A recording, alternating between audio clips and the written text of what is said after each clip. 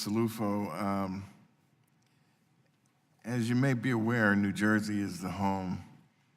My district has been described as the two most dangerous miles in America because of the chemical installations, seaport, airport, rail, and interstate all come together in a 2-mile radius. What do you see as a potential cyber threats to the area because of rail cars manufactured by state-owned enterprises, and what can be done to ensure its safety?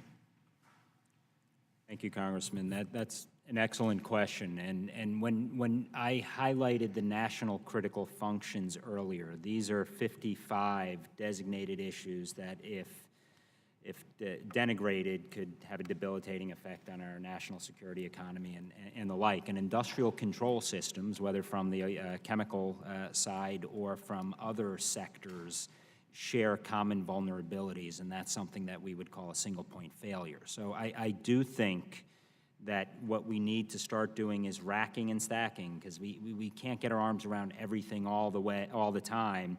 And the last thing we want is to spread the peanut butter approach where everything's even. We've got to get the most important issues addressed first, and I would put chemical and I would put obviously transportation on that list, along with a handful of other financial services, defense industrial base, telecommunications, water, and the like. So I do think that is an important set of issues, and from a rail, from a movement, absolutely that's something you should be concerned about.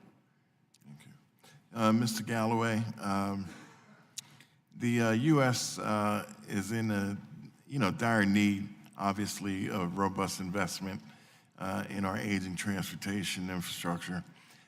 If this investment goes to rail cars manufactured by state-owned enterprises, would that impact the effectiveness of the investment, and how so? If I'm hearing your question correctly, if it's going into freight rail car manufacturing that would be completed by state-owned enterprises, the disruption would be significant. Earlier in my testimony, and what we have actually researched at Oxford Economics, even $1 billion in freight rail car manufacturing that would go to a state-owned enterprise. And keep in mind, $1 billion is only a fraction of the size of the industry.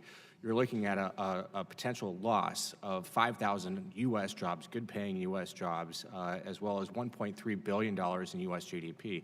Because that value ripples through the economy, because those supply chains are here, and you're keeping a lot of that economic value retained here in the U.S., that's going to dry up. That's going to go overseas. And would those figures and statistics and jobs continue at that level too? If the investment would continue at that level, yes, it would. And you can look at this as an additive effect. It would double if it goes from $1 billion to $2 billion. It would triple from going from $1 billion to $3 billion. And these are annualized figures. So as that investment would continue, that same disruption and that loss would continue. Thank you. And Mr. Chairman, I'm going to yield back 1 minute and 15 seconds.